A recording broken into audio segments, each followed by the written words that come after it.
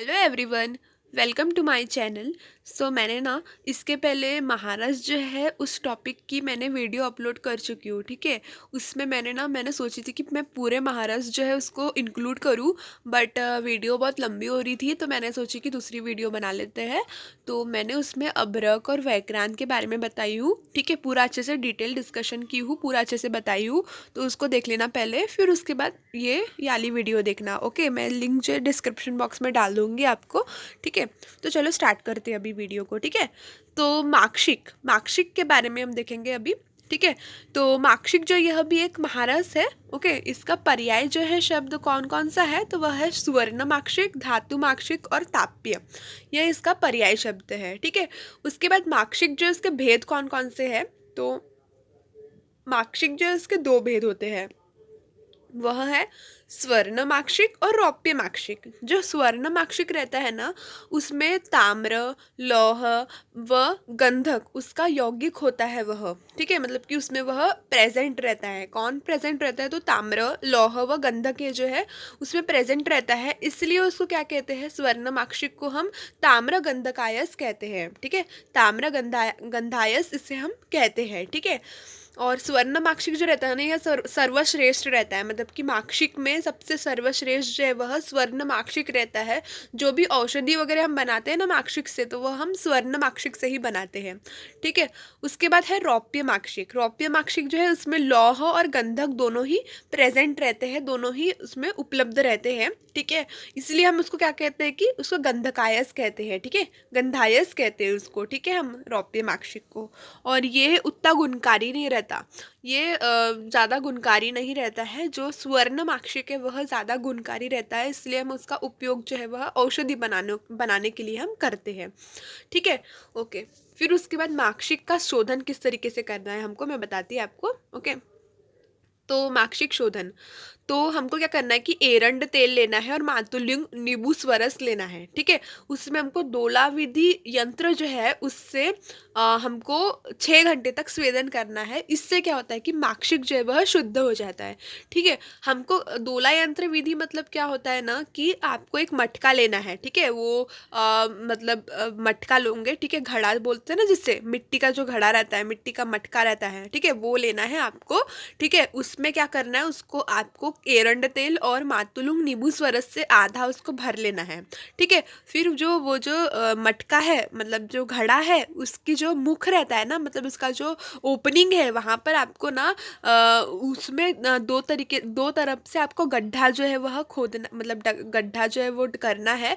और वो जो गड्ढा है ना, उसमें से लकड़ी जो है उसको पास करनी है, और लकड़ी में आपको धागे से माक्षिक जो है उसको आपको बांध के रखना है। और वो जो माक्षिक है आप बांध के रखोगे ना, तो वो जो है एरंड तेल और मातुलिक नींबू स्वरस उसमें से वो थोड़ा डिप होगा। ठीक है, तो ये प्रोसेस होती है डोला यंत्र की। तो इससे क्या होता है कि स्वेदन होता है उसका, किसका, माक्षिक का। तो स्वेदन होता है, तो आपको इस तरीके से क्या होता है कि माक्षिक जो है उसका शोधन हो जाता है, मतलब कि उसकी शुद्धि हो जाती है। तो आपको क्या करना है कि उसको 6 घंटे तक उसी तरीके से रखना है। तो 6 घंटे तक आप रखोगे डोला यंत्र विधि में, तो आपको क्या हो जाएगा कि शुद्ध माक्षिक प्राप्त होगा। तो ये हो गया इसकी शोधन की विधि। ठीक है, अब हम बात करेंगे माक्षिक जो इसका मारण। मारण मतलब क्या होता है कि भस्मीकरण। तो हमको अगर भस्म बनाना है माक्षिक का, तो हम किस तरीके से बनाएंगे, है ना, तो वो देखते हैं हम। तो माक्षिक जो है उसको समान मात्रा में हमको गंधक मिलाना है। माक्षिक और गंधक दोनों को हमको समान मात्रा में मिलाना है, और मिलाकर हमको मातुलिंग नींबू स्वरस की उसको भावना देना है, और उससे हमको पिष्टी बनाना है और उसको सुखाना है। पिष्टी हमने बना ली है, उसकी चक्रिका वगैरह बना ली है हमने, उसको सुखाना है। और उसके बाद हमको क्या करना है कि पुट देना है उसको। पुट देने के बाद क्या होता है, इसका पाक हो जाता है, मतलब कि इसका पचन हो जाता है, किसका, माक्षिक का। जो शुद्ध माक्षिक था उसका पचन हो जाता है, और फिर उस वो आसानी से भस्म जो है वह बन जाता है। तो इस तरीके से माक्षिक जो है उसका भस्मीकरण होता है। ठीक है, ओके। फिर उसके बाद हम देखेंगे माक्षिक भस्म के गुण कौन कौन से हैं। ठीक है, तो जो हमने बोले थे कि स्वर्ण माक्षिक जो रहता है वह सर्वश्रेष्ठ रहता है, तो उसके पहले गुण देख लेते हैं हम। ठीक है, तो उसका रस जो है वह तिक्त रहता है और मधुर, और गुण जो है वह लघु रहता है, वीर्य उसका शीत रहता है, और विपाक जो है उसका कटु रहता है। इसके अकॉर्डिंग ही दोषज्ञता इसकी होंगी, और उसके अकॉर्डिंग ही हम उसको रोग अलग अलग रोगों में देंगे। ठीक है, फिर दूसरा है रजत माक्षिक। ठीक है, ओके। तो रजत माक्षिक जो इसका रस जो है वह अम्ल, कषाय और मधुर है। गुण उसका लघु है, वीर्य शीत और विपाक उसका कटु है। ठीक है, ओके। अब हम देखेंगे क्या माक्षिक भस्म जो इसकी मात्रा क्या है। तो उसकी मात्रा मतलब कि हमको जब इसका सेवन करना है तो हमको किस मात्रा में इसका सेवन करना है तो वो बताया गया है। तो आधी रत्ती से 2 रत्ती तक हमको इसका सेवन करना है। वो तुम्हारे रोग के ऊपर डिपेंड करेगा कि तुमको कितनी माक्षिक भस्म की ज़रूरत है।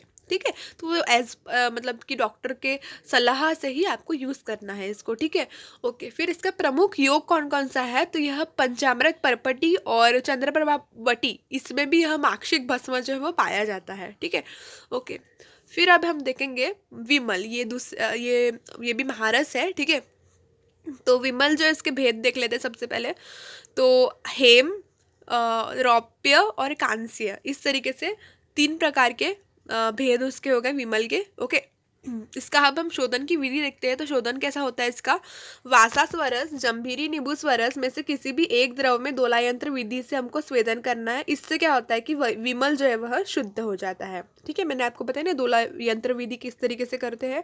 तो उसी तरीके से हमको वासा स्वरस में करना है और जम्भीरी नींबू स्वरस में से किसी भी एक द्रव को उसमें डालना है मटके में और फिर उसके बाद उसका सेवन करना है। इससे क्या होता है विमल जो है वह शुद्ध हो जाता है। ठीक है, उसके बाद मारन की विधि किस तरीके से। तो शुद्ध विमल जो है उसके चूर्ण में समान मात्रा में शुद्ध गंधक मिलाना है हमको और लकुच फल के स्वरस की भावना देना है। उसके बाद हमको चक्रिका बनानी है और उस चक्रिका को हमको सुखाना है। सूखने चक्रिका को हमको सुखाना है और उसको सराव संपुट में बंद करके हमको 10 गजफूट देने। तो याद रखना कि हमको इसमें 10 गजफूट देने हैं। ठीक है, विमल के इसमें विमल महारस में हमको क्या करना है कि 10 गजफूट देने के बाद ये क्या होता है कि भस्मीकरण में इसका बनता है, भस्म बनता है। ठीक है, ओके। तो ये हो गया किसके बारे में, विमल के बारे में। ठीक है, अब हम देखेंगे शिलाजतु के बारे में। तो शिलाजतु जो है उसका अब हम भेद देखेंगे। तो इसके 2 भेद होते हैं, वो है गोमूत्र गंधी शिलाजतु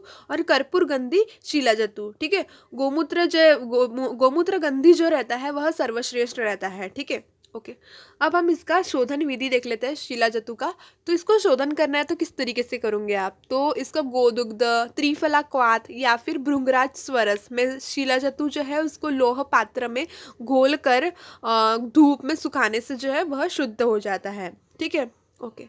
तो मतलब शिलाजतु का जो शोधन है बहुत ज़्यादा इजी है ये। मतलब कि तुमको गो दुग्ध लेना है। ठीक है, मतलब कि गाय का दुग्ध लेना है, दूध लेना है और त्रिफला क्वाथ या फिर भृंगराज स्वरस। ठीक है, इसमें क्या करना है कि तुमको शिलाजतु को लोह पात्र में घोलकर मतलब कि तुमको ये जो तुमने ये द्रव वगैरह लिए इसको तुमको लोह का पात्र मतलब कि लोहे के पात्र में इनको लेना है। किसको, गोदुग्ध को या फिर त्रिफला को या फिर भृंगराज स्वरस को, इन सबको तुमको क्या लेना है कि लोहा का जो पात्र है ना, मतलब कि लोहा की कढ़ाई समझ लो, तो उसमें आपको डालना है ये।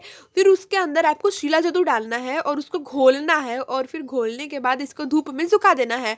तो इससे क्या होता है कि शिलाजतु जो उसका शोधन हो जाता है, मतलब कि उसकी शुद्धि हो जाती है। ठीक है, तो ये हो गया उसका शोधन की विधि। अब मारन किस तरीके से होता है शिलाजतु का वो देखते हैं हम। तो जो शुद्ध शिलाजतु है मतलब कि जो शुद्ध वाला जो हम शोधन किए ना उसका शिलाजतु का, तो जो हमको शुद्ध वाला जो शिलाजतु मिला तो उसको क्या करना है हमको शुद्ध मनशिला के साथ और शुद्ध गंधक के साथ, शुद्ध हरताल के साथ उसको हमको समान मात्रा में खल्व यंत्र जो है ना, खल्व यंत्र में हमको डालना है और उसमें हमको मातुलिक नींबू स्वरस जो इसकी भावना देना है और उसके हमको क्या करना है कि 8 उपलों की पूट देकर हमको उसका भस्म करना है। ठीक है, तो इस तरीके से शिलाजतु जो उसका भस्म बन जाता है। ठीक है, फिर उसके बाद शिलाजतु का हमको जब प्रयोग करना है तो उसकी मात्रा क्या होनी चाहिए, है ना, किस मात्रा में हमको उसका ग्रहण करना है, सेवन करना है। तो वो है 2 रत्ती से 8 रत्ती तक की मात्रा। और शिलाजतु का अनुपान जो है वह दूध, तक्र, जल और गोमूत्र है। मतलब कि हम शिलाजतु का जब भस्म का सेवन करते हैं ना तो हम उसको दूध में मिला के पी सकते हैं या फिर तक्र में या फिर जल में या फिर गोमूत्र में, इस तरीके से। ठीक है, फिर उसका प्रमुख योग क्या है शिलाजतु का। तो यह आरोग्यवर्धिनी वटी और चंद्रप्रभा वटी में पाया जाता है शिलाजतु। तो यह इसका प्रमुख योग है। ठीक है, तो इस तरीके से तुम्हारे महारस जो है वह पूरे कवर होते हैं। तो अगर आपको अच्छा लगता है वीडियो तो लाइक करना, सब्सक्राइब करना एंड शेयर करना। Thank you so much.